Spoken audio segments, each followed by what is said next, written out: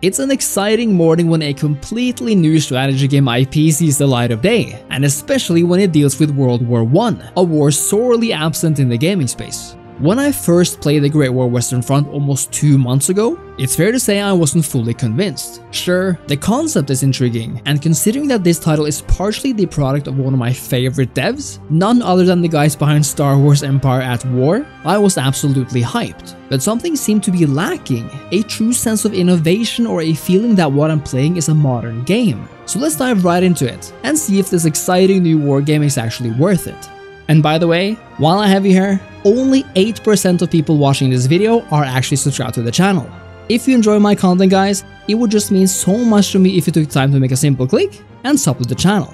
It goes a long way in helping my content reach further, and hopefully also help you in knowing when there's new content to be enjoyed. I'd really appreciate it. If you know me, which I think many of you do by now, you know that I value innovation and the act of going above and beyond in gaming, when developers actually try to make something new, even when older formulas have worked well. I value this kind of reinvention because otherwise, we end up with stagnation, and that is a massive problem in many aspects of our dear video gaming world. In this aspect, the Great War Western Front at least partially answers my call to arms. This is one of the first fully fledged strategy games set during World War I, which also happens to be aimed at a larger audience than a razor-thin niche select few. And I say this because even though Western Front does have its fair share of mechanics, it doesn't demand much longer than a single sitting to actually learn most of the game concepts, which, in a world of complex strategy games, is actually refreshing. But that doesn't mean the game is dumbed down or simple, it just means we're not dealing with a spreadsheet simulator here, which I think a lot of people will be happy with. The Great War gives the player a few options, the main one being to take either the Allies or the Entente powers to victory in the campaign.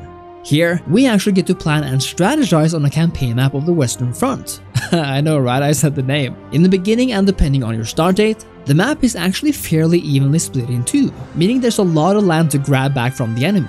But let's get back to that later, because the single most awesome feature of Western Front has to be how the World War I setting mixes with the game's persistent battlefields. You see, in the Great War, even though the campaign map is turn-based, the battles are actually fought in real time, making for a much more dynamic game.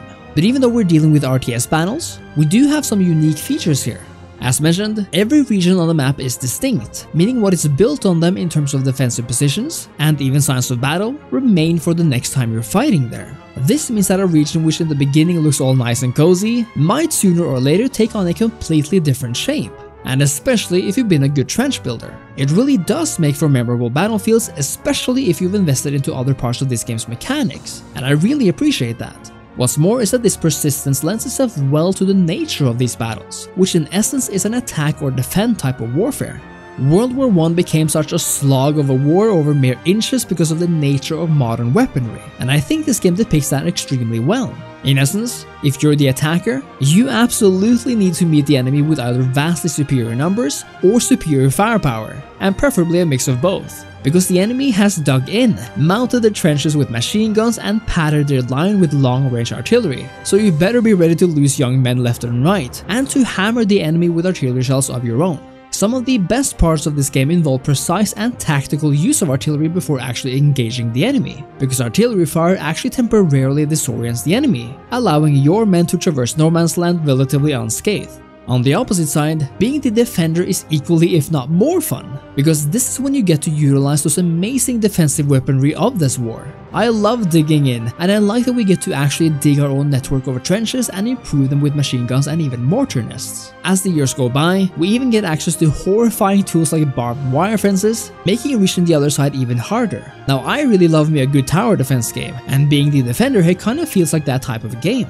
Defending your trenches is paramount, and if you at some point do lose them, it's vital to send fresh reinforcements to take them back, at least if they're necessary to achieve victory. When everything comes together, Western Front really manages to bring a sense of scale and mayhem to the battlefield, even in this admittedly familiar top-down format.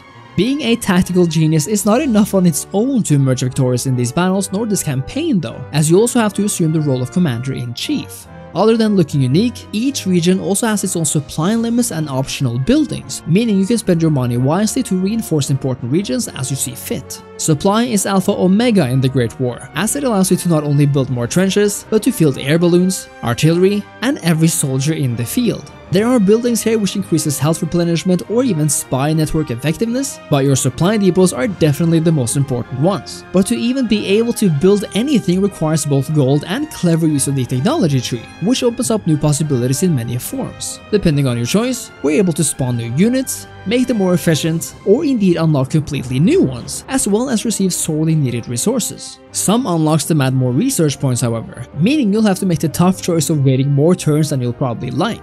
In the end, winning the war is a matter of conquering the enemy capital or to lower their war morale to 0, and everything you do is aimed at either one or both of these goals.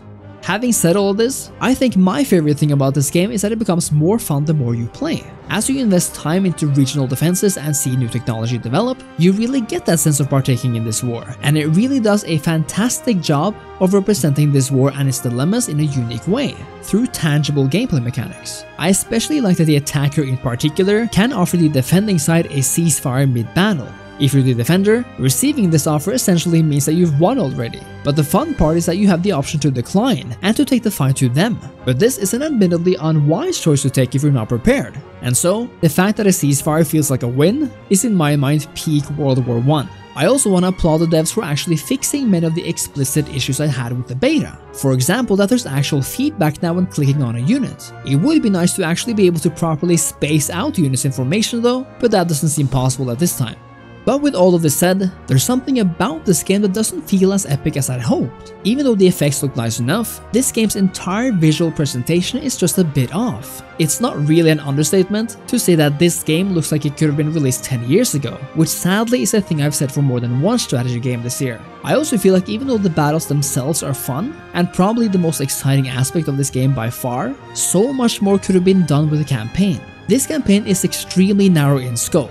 And even though I realize it's called the Western Front for a reason, it would have been nice to see even more depth and scale here. It is of course important to note that not every game needs to or even can be the next massive grand strategy big budget title, and the Western Front is most likely aiming for a kind of medium-sized offering here. But the problem with this is that the game kind of ends up being in a bind. The campaign isn't as deep as I personally prefer, and the battles, even though they're the best thing about this game, also are not as deep, nor as modern looking, nor as cinematic or epic as a battle-focused game ought to be.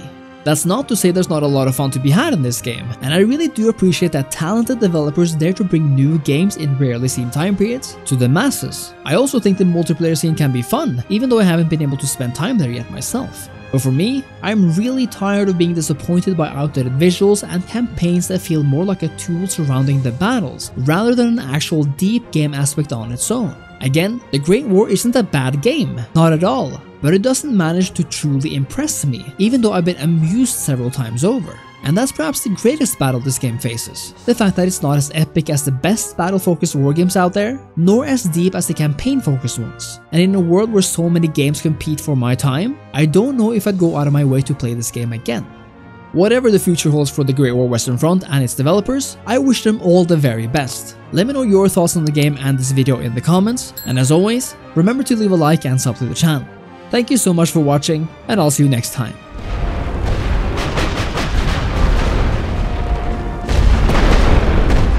Cheers.